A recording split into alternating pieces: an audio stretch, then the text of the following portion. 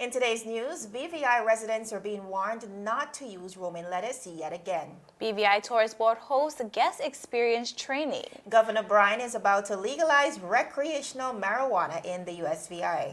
UK digital tax due to take effect in 2020. And another Catholic priest accused of rape. These and more when 284 News returns. Is business slow? Cash flow down? Hosting an upcoming event? We can help. Advertise with 284 Media and take your business or event to the next level by enhancing your present marketing and messaging strategies. Allow our team of experts to create a personalized ad that sets your business apart from all the rest. This could be your business or event. So, what are you waiting for?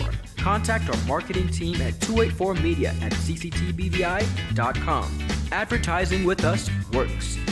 When you need to stay connected with friends and families at home or abroad, the best choice for you is Freedom. CCT Freedom.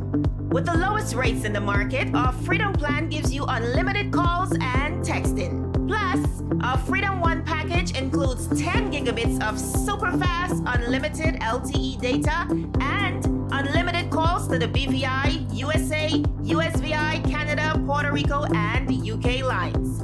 Why pay for overages when you can enjoy CCT Freedom? Stop by at one of our stores today and speak with one of our representatives to find out more about our CCT Freedom packages. Welcome, everyone. It is Wednesday, December 4th, 2019. I'm Javon Wilson. And I'm Kyla Kenesha Forbes. Well, Kyla, I know this is your first time on this set. Yes, it looks beautiful. I love it. I'm feeling the Christmas spirit. Yeah. It's Christmas in the BVI. For the viewers who did not tune in yesterday, again, this was done by Magnolia Designs, Miss Marriott, as well as Miss Moline Emmanuel. I mean, they did a remarkable job. And we're going to put that number up. We don't have it with us right now, but we're going to put the number up later on, just in case you're interested in, of course, getting this awesome setup for Christmas. But Kyla, moving right along, we have lots of news to get into today, so let's just go right into it.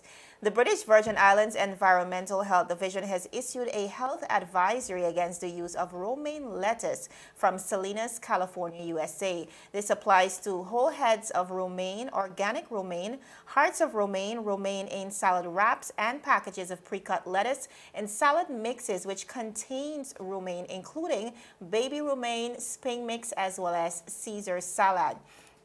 A notice was received from the Center for Disease Control and Prevention, which is CDC, who are currently investigating the multi-state outbreak of coli bacteria, which has been linked to the romaine lettuce. So far, at least 80 persons have been hospitalized in the U.S. with symptoms that include severe stomach cramps, diarrhea, fever, nausea, and or vomiting. The Chief Environmental Health Officer, Mr. Lionel Michael, says, quote, "Environmental health officers have already begun inspections of various supermarkets to ensure that the product has been removed from the shelves. If the romaine lettuce is found, it will be condemned and discarded." End of quote.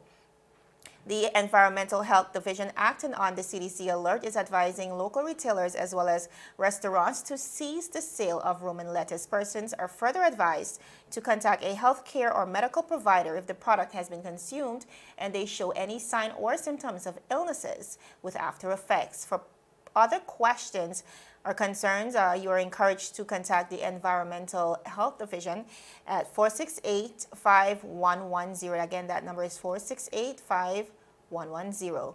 The Environmental Health Division is committed to ensuring that all aspects of the environment with the potential to negatively impact health are managed efficiently, to enable all persons in the BVI to obtain and maintain optimal health and social well-being. Well, Kyla, this is, I think, the second time in a few months we've seen this scare with the lettuce, specifically the romaine lettuce.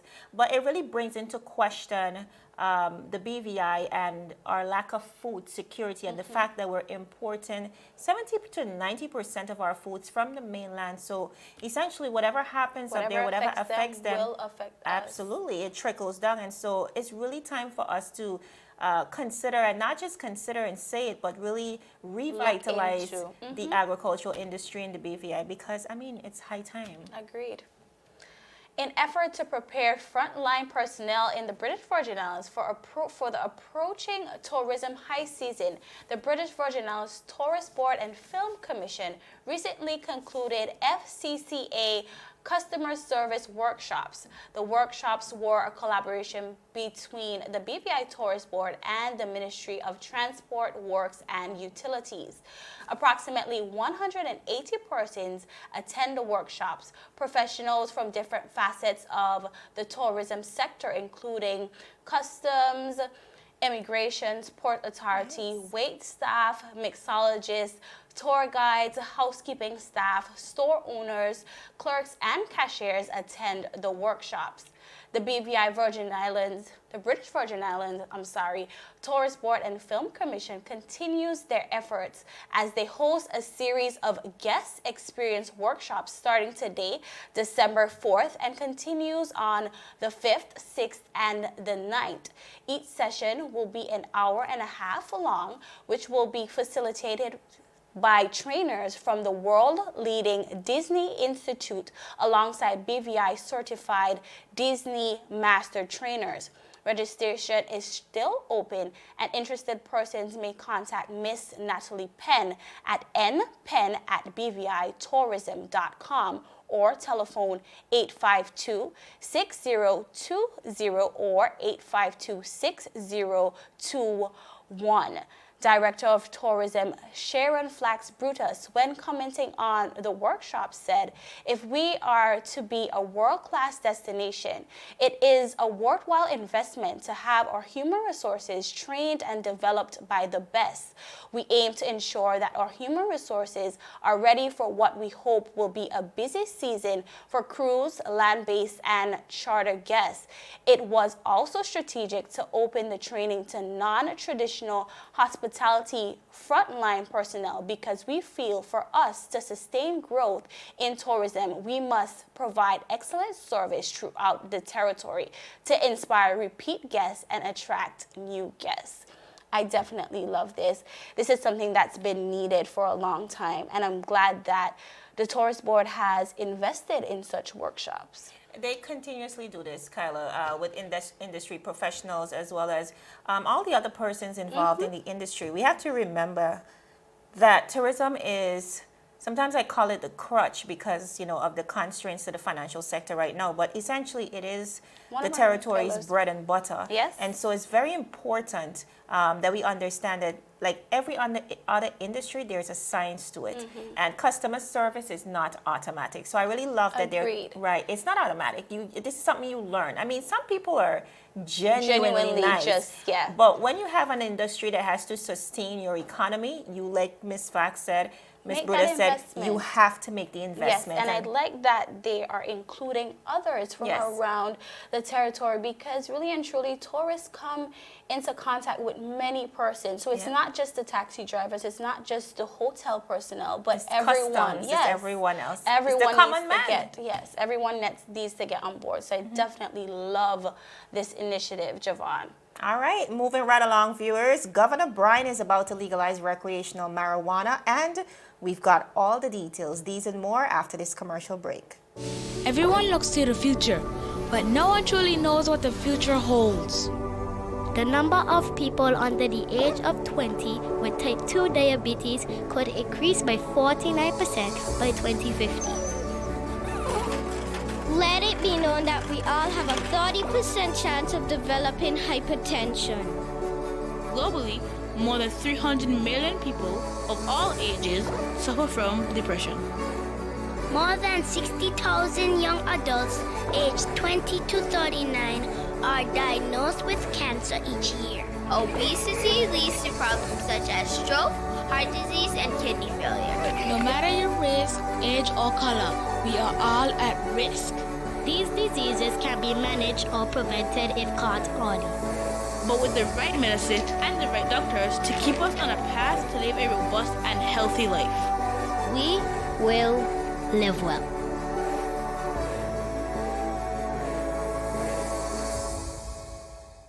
Viewers, welcome back to 284 News. Now, in a shocking revelation, the governor of the USVI yesterday proposed the legalization of recreational marijuana to fund the $600 million to $1 billion deficit expected by 2024 for the government's employees' retirement system. Now, based on his pre-election campaigning, he had initially proposed a cannabis registry to explore the possibilities. Yesterday, 11 months after, he made the bold move to propose detailed legislation for recreational marijuana that promises to come with a myriad of benefits. His speech yesterday took the region by storm. Let's listen in. Today, I bring before you a piece of legislation that I'm calling the 33rd legislature into session in December, to serve on December 18th of this year. I want them to consider an amendment to Title 19, Chapter 34 of the VI Code regarding the legalization of cannabis in the United States Virgin Islands. We are proposing an amendment to this legislation that was already enacted in order to bring forth a catalyst of events that would allow for us to collect more revenues from this new revolution that is taking the nation by storm. This amendment actually creates a regulated system under the Office of Cannabis Regulatory. It enables tourists and increases tax revenue to the government of the Virgin Islands. 75% of all the revenue that will be generated as a result of this act will be dedicated to the GERS. 20% of that will be dedicated to senior citizen services, and 5% of it would be dedicated to the running of the regulatory system around the legalization of medicinal cannabis. It also encourages, as I had envisioned, UVI to allow for research and benefits of cannabis and cannabis products. Those patent registry research would allow for us to collect royalties nationwide on cannabis and generate more money to the Virgin Islands. Now, in addition to those projections, the bill is also expected to free persons of victimization and ensure that they are exonerated from those crimes. So, kind of what we see here is that this bill will also make way for the expungement of persons, of course, who were caught with, I think, less than 1 pound of marijuana, and that's an agenda we've been fighting for a very, very long time. In addition to that, it will boost the tourism industry since the use of medicinal and recreational cannabis is becoming a worldwide phenomenon. The bill also creates opportunities for local farmers. 70% of what is sold by dispensaries will be provided by local farmers, according to the governor.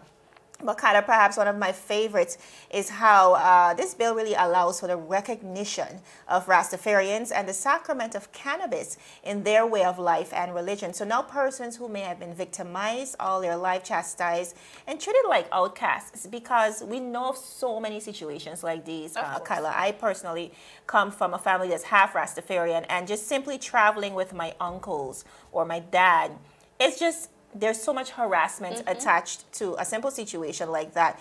And so, and some of them even jailed for the product, of course. So they will now have the opportunity at farming, at dispensaries, and revenue generation off of something that they've considered to be a way of life. What a victory.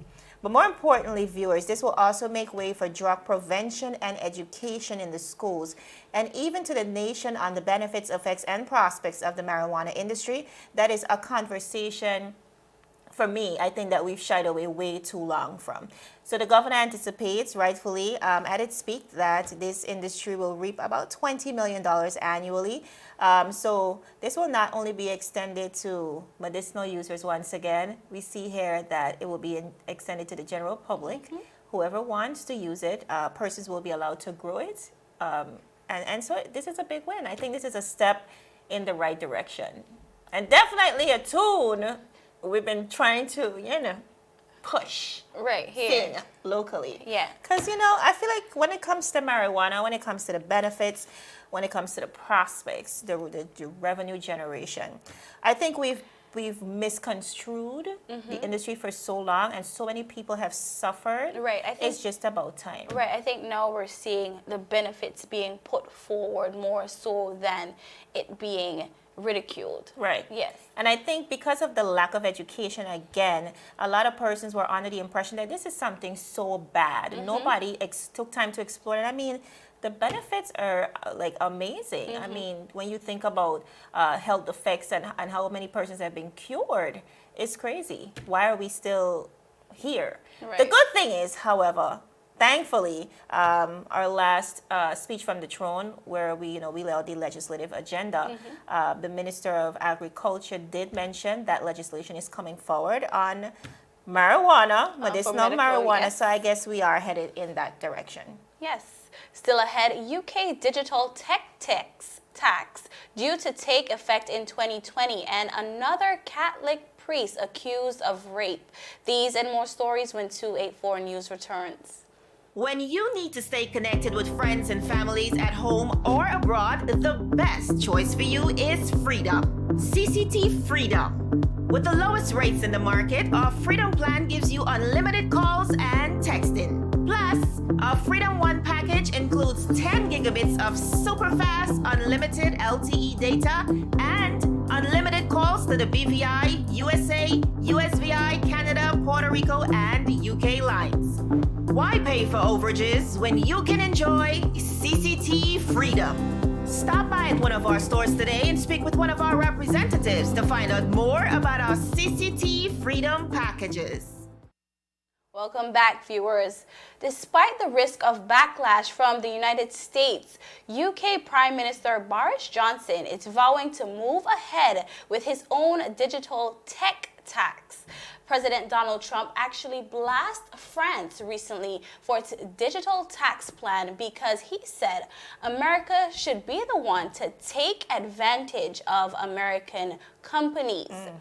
The planned UK tax will place a 2% levy on sales of digital services in the United Kingdom, and it is due to take effect in April 2020. The American government has said that these digital tax unfairly target American companies.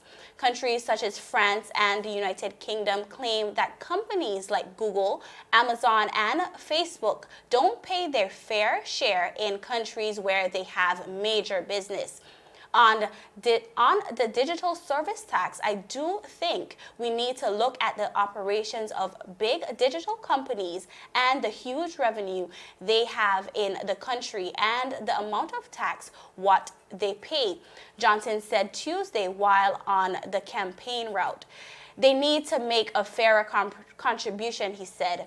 Taxing big tech is a topic the main UK political parties seem to agree on ahead of the December 12th election. Implementing the digital services tax is part of Johnson's Conservative Party election manifesto. The opposition Labour Party has also vowed to raise more tax from digital tech giants. The British tax will only apply to profitable companies with global revenue of at least £500 million a year. Few non-American tech companies would fall under that bracket. I'm split on this one. I'm not even sure how to feel. I know really what it comes back to always is revenue generation for most governments. I know most governments are looking at ways to how do we bring the money in. Yes. But then sometimes I feel like we're being taxed to death. I mean, we might not be directly affected by this. I'm not sure how or if so. But at the end of the day, you have to try and create a balance. So I'm really not sure how to feel about this. I think we have to create a balance, yes, but as the story rightfully said, this would only affect bigger tech companies, £500 million over. Oh, wow. Yeah, So so it's it's not for specific the to them. it's not for the common company. You know what? Then I agree with that. They make millions of dollars in those jurisdictions. So I think it's only fair for them to contribute a fair amount of tax back into that economy. And it ties into their economy culture too as well, because if I recall well, persons in the United Kingdom, whether it's personally or business, they pay, the more money you make, the higher the taxes you pay. As a matter of fact, if you make over a certain bracket, you're required to pay a substantial amount of taxes. And I think that's kind of how we balance out society, because we have needs as a society. So we have to go and take it from the people who can afford to pay it. Great. So I don't, in that sense, I think I would agree more with it. so on this side. I agree. And more news on the international scene. Big news, actually, in the Catholic international community. CNN recently was able to track down a convicted pedophile priest, Father Luke Delph. Delph abused 2 children in a dormitory in Belgium and was possibly abusing more. The investigator was riveting as they touched down in the north of the Central African Republic, an area where UNICEF has called one of the worst places in the world to be a child. Delph was said to be overseeing a children's camp with duty to protect and serve, but would soon abuse the very children he had charge over. Now, one of the victims, Alban, and his father opened up about the abuse. He said, quote, "He would buy me clothes and he would often give me money. Every morning I would greet him before he would go to work. That was the basis of our friendship. It was a horrible thing that he did to me. I could no longer look at his face. It really upsets me." End of quote. Now, clearly upset and still very traumatized years after his father continued the interview, he said, "What they did to my son is not a good thing. There are plenty of women who he could have had sex with, but he preferred to sodomize my son." Now, Kyla, these are truly heartbreaking remarks made by the victim as well as his dad. And the news company would also eventually confront the very priest after days of tracking him down. The journalist questioned what he had to say, of course, in response to these allegations, and his only response was nothing, absolutely nothing. Wow. It was said that the priest was moved multiple times, each time to schools, campuses, and even supervising children. Now, viewers, you may think you know this story, priests abusing children. But what you may not know is that there are powerful institutions within the church who are free to self-police. In many cases, not even the Pope can sanction them. A past Catholic pastor who now investigates clerical abuse cases confirmed that indeed the Catholic faith has the highest percentage of perpetrators in any religious order across the world. And because of their focus, if they're allowed up to 20 to 30 years, there's several hundreds of victims per priest. And indeed, Kyla, when you think about these situations, you hear about pastors and children, it always dates back to the Catholic religion, and it's really unfortunate. Agreed. As a result, Germans have since met to debate taboo topics in many of the churches, like topics like lifting celibacy policies and whether to allow women to play bigger roles in the religion. This new reform was inspired by a shocking sexual abuse report last year that saw Catholic churches in Germany admitting to a total of, get this, 3,677 cases of child abuse by the clergy between the years of 1946 and 2014. Now, the majority of the victims were boys, all of them under the age of 13 years old, and all of which confirmed, Kyla, that it wasn't a one-time situation. This abuse was extended over a lengthy period of time, which just makes it even more heinous for me. This is a hard one to swallow. Mm-hmm. This is a crazy one. As you go over this story, I cringe. And like you said, we've heard this many times over and over again, but at least we're seeing where they recognize an issue and they are trying to put things in place maybe to see what would happen. I don't know if it'll be enough. Let's see. But I think, like you said, we have not held them accountable And they have not held themselves accountable even up to this point, because, you know, we look to the Pope as the head of the body to make a decision on situations like this. But not even him, we realize that, you know, he has that ability to do so. And even in the story, the details of the story, you saw that they were moving, because he was convicted initially, or I shouldn't say convicted, but he was accused of abusing another child. This is years ago. And because of that stain, of that reputation, he would be moved from school to school to school to protect his, you know, they were trying to protect him. They were trying to protect him a pedophile. and not the children, because now you're putting other children in danger. And he was actually able to do it again. And again. And was possibly doing it again when CNN caught up with them. The report shook the church in Germany to its core and prompted calls for action at a meeting in the spring. A majority of German bishops voted to start a reform process to ensure that nothing like this happens again. And we just have to pray and hope. We'll have to pray and we'll have that to nothing see what like that happens again. Viewers, as usual, it is a pleasure to deliver the news. Be sure to like us on Facebook at 284 Media and 284 BVI on Instagram as well as Twitter. I'm Javon Wilson. And I'm Kyla Kenisha Forbes. We'll see you again tomorrow as we deliver your daily dose of local, regional, and international content. 284 News, your source for honest and impartial news. Have a great day. Happy hump day. Hey. Happy Wednesday. Bye, guys. So you're saying I can ask this cat any question? The cat is connected to the computer.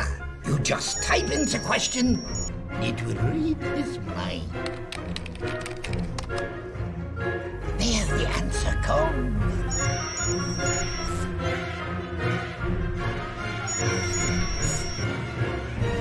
You're the man! I've been looking for this for weeks. Brilliant Hands and Minds tutoring services, one-on-one tutorials in math and English, intense homework assistance, academic enrichment, school projects, effective communication and public speaking development, sign language for adults and children on Saturdays only. Registered with the Virgin Islands High School Certificate Program, Brilliant Hands and Minds can help you too.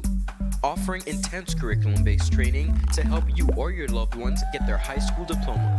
It's time to make your family's education a #1 priority. Hurry, space is limited. Brilliant Hands and Minds Learning Center. We are the trained education professionals.